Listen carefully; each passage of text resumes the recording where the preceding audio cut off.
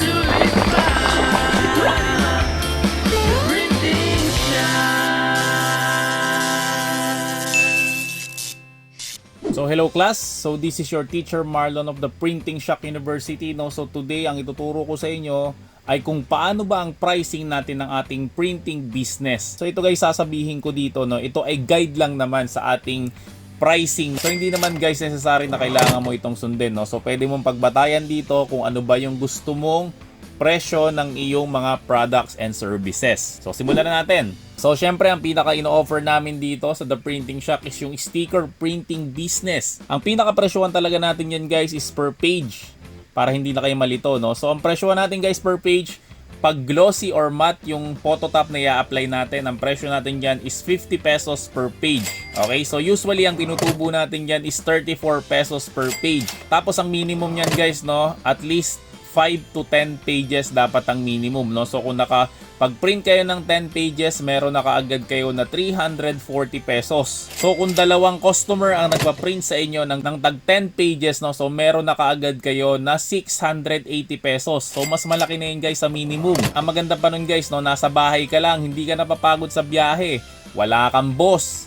At syempre, nakikita mo yung pamilya mo, lalong-lalo na yung anak mo na lumalaki, no? So yan ang kinagandahan guys kapag home base lang ang business mo. So kung may other types of phototop like glittery, leather, 3D at kung ano-ano pa guys, ang presyuhan natin dyan guys is 60 pesos per page. So guys, kung idadie cut naman nila yung kanilang mga sticker o yung hiwalay-hiwalay for giveaway, dadagdagan natin guys ng 20 pesos per page, no? Pambayad ng blade natin ng Cameo. Kasi guys, mahal ang blade ng Cameo. Pero recommended talaga namin guys, no, ang gamitin yung pang die cut ay yung mga lumang blade. So kung yung blade nyo guys, pinalitan nyo na, no, huwag nyo itatapon yung luma. Ang gawin nyo dun guys, gamitin nyo yun pang die cut ng sticker. So ang isa pang ino-offer natin guys, no, yung para sa mga nagtitipid, no, ito yung sticker paper lang or non-waterproof. So ang presyuhan natin guys is 30 pesos per page. Perfect na perfect yan guys, pang label ng mga gamit ng mga estudyante. For example, yung notebook nila, yung lapis nila, yung pencil case nila, no? So pwede nilang lagyan ng non-waterproof na sticker yon, no? So ang singilan ulit natin yun guys is 30 pesos per page. So next slide tayo guys, dito tayo sa may document printing. So sigurado yan, ito ang pinakasikat na printing ngayon. Kasi nga class, no, malapit na ang pasukan. So marami magpapaprint ng module, marami magpapaprint ng project, marami magpapaprint ng thesis, at kung ano-ano pa ipapaprint nila, no? So guys, ang presyuhan natin dyan is kapag black and white is 3 pesos per page lang. Kapag colored naman guys is 10 pesos per page. Pwede tayong maglagay guys ng promo, yung sinasabi nila na peso printing. Pero guys, no, kailangan meron tayong minimum na 200 pages at black and white lang yung ipapaprint nila. So para mas makatipid kayo guys ng ink, no, ang gawin nyo guys is draft printing lang kapag piso print ang ipapagawa nila. Ay, siya nga pala guys, no, nakalimutan kong sabihin, no, na hindi ko na nga pala masyadong i-discuss kung magkano ang puhunan dito. Pero sigurado naman yan guys, no, sa mga presyo na sasabihin ko dito is kikita talaga kayo. Okay, kasi pag sinabi pa natin yung puhunan, baka lalo tayong tumagal. Pangatlo guys, yung photo printing na business, no. So ang isang A4 size guys, pwede kayo magpresyo ng 40 pesos per page. Kung 3R size naman guys, ang presyuhan niyan is 5 pesos each. Pero dapat may minimum na 4 pieces. Pag 4R naman guys, ang minimum niyan is 2 pieces. Pwede nyo siyang ibenta ng 10 pesos each. Kapag 5R naman guys, no, ganun rin, minimum 2 pieces. Ang presyuhan naman yan is 15 pesos each. So guys, no, sa mga mabibilis mag-type dyan, so pwede kayo mag-offer ng typing job. Ang typing job natin guys is 40 pesos per page. Ngayon guys, no, pwede rin kayo mag-offer ng research. So kayo na yung gagawa ng assignment ng mga estudyante, no, kung tinatamad sila. So ang pa-research natin guys is 80 pesos per page, no, kasama na syempre yung print doon. Ang isa sa mga tip ko dyan guys, no, mag-offer din kayo ng PisoNet. So bumili kayo guys ng PisoNet. So meron kayong at least 2 PisoNet para doon sila magre-research. Tapos magpapaprint sila sa'yo, no. So another source of income na naman yan kung meron ka lang naman pwesto. Pero guys, no, take note kasi maraming madadaya dyan. Ang ginagawa nila, nililiitan nila yung font para nga naman kumonti yung page ng tinype mo. So ang gawin nyo dyan guys, no, dapat ang minimum na font size nyo is 12. So ang next na pwede nating offer guys is yung scan. Syempre guys, no, kailangan nyo ng printer na L3210 or L5290. So ang presyo natin yan guys is 25 pesos per page. Ngayon, pwede pa kayo mag-offer ng extra services dyan, no, which is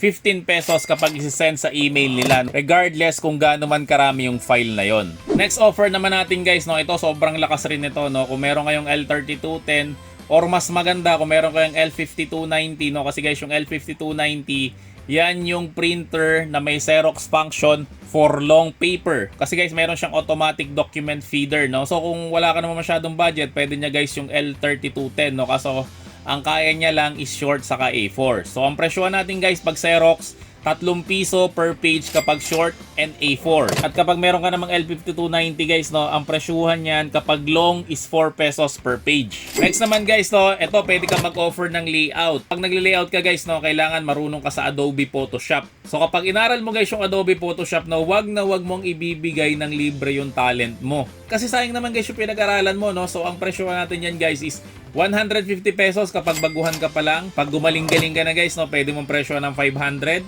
Or pwede mo naman akong gayahin, no. Ang presyohan ko guys na minimum ko is 3,000 per layout. So depende yan guys sa talent mo, no. So know your value. Okay, kung tingin mo magaling ka, presyohan mo na mataas. Kung tingin mo baguhan ka pa lang, syempre presyohan mo na mababa. So kung magaling ka na mag-layout, no, so ito guys ang susunod mong pwedeng i-offer, no. Pwede ka mag-offer ng invitation. So invitation sa kasal, sa binyag, sa dibu at kung san-san pa. So ang isang A4 size ng invitation guys is 50 pesos per page. Kung kalahati naman guys ng A4 ang invitation, pwede mo siyang i-offer ng 30 pesos each. Next naman natin guys, no, yung calling card at syempre thank you card, no, kasi magkasing size lang naman yan.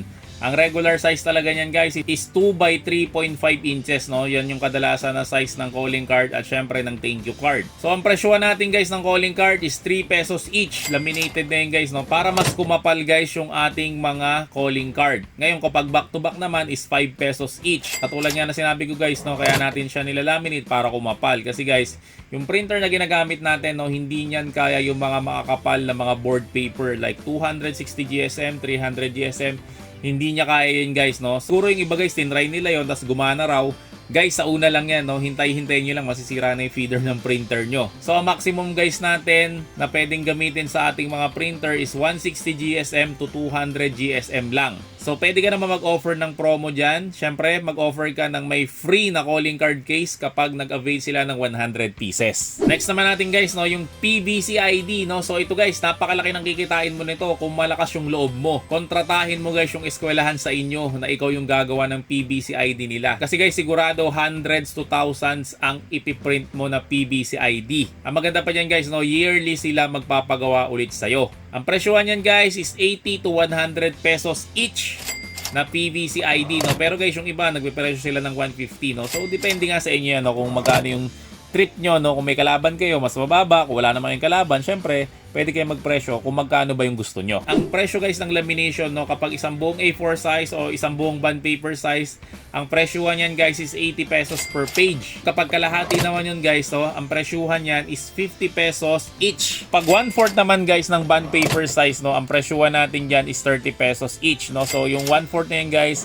dyan pumapasok guys yung mga ID. Next naman tayo guys, no, yung Rush ID printing. Ito guys, maganda rin tong business na to. Ganito na lang guys yung setup nyo, no, 4 na 2x2 at syempre dosing 1x1. So wag na silang maghanap pa ng iba. Ang magagamit nyo lang dyan guys is kalahati lang ng photo paper. Tapos ang presyuhan natin dyan guys is 50 pesos ang set na to. So sa mga nagtatanong, no, kung paano ba gumawa ng ID picture, hanapin nyo na lang guys sa akin channel, no, para mas mapabilis guys ang paggawa nyo ng Rush ID. Syempre guys, no, pwede kayo mag-offer. Ang i-offer nyo guys is libre pa picture. Next naman tayo guys, no, ref magnet. So meron akong tinuro guys dito sa may aking channel, no, yung ref magnet na direct to print na, no. Pero yun guys, no, pang personal lang yun. Kung gagawa ka guys ng pang business, no, kailangan nyo guys yung mas makapal na ref magnet. Presyuhan natin guys ng ref magnet, A4 size, no, 100 pesos per page. Ngayon guys, kung kalahati naman ng A4, no, pwede nyo siyang ibenta ng 80 pesos each. Kung 1/4 naman guys ng A4 size, pwede nyo siyang ibenta ng 50 pesos each.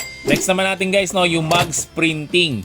So, mags printing natin guys, no, ang presyuhan yan is 150 pesos to 250 pesos each. Syempre guys, no, kapag marami sila ipapagawa, bigyan nyo sila ng discount. Next naman tayo guys, no, sa t-shirt printing na tayo. Sa totoo lang guys, no, wala na talaga akong idea about sa t-shirt printing, no, kasi nga hindi ko talaga to pinupush, pero ni-research ko na rin, no, para sa inyo. Depende yan guys, no, kung magkano ba yung presyo ng t-shirt na nakukuha nyo sa inyong supplier. Pero ito guys, no, guide lang to, no, kapag pigment printing, pwede nyo siya ibenta ng 250 pesos to 600 pesos each t-shirt. Kapag sublimation naman guys is 200 pesos to 350 pesos each t-shirt, no. So ano guys pinagkaiba ng pigment ng sublimation? Ang sublimation printing kasi guys, no, mas mura siya kasi ang sublimation paper is 2 piso lang ang isa. Kaso ang problema guys ng sublimation paper is pwede lang siya sa puting kulay na t-shirt. Hindi siya guys kamukha ng pigment na printing, no, na pwede ka mag-print sa black or ano kaya sa white color na mga t-shirt. Ang pigment printing kasi guys gumagamit yan ng dark transfer paper. Ang dark transfer paper guys, ang presyuhan yan is 50 pesos each. So guys, malaki ang pagitan ng presyo ng ginagamit natin na material sublimation at syempre sa pigment printing. So class, no, last na tayo, no. Ito usong-uso to ngayon, no, kasi nga pasukan na naman. Syempre nire-record ng mga teacher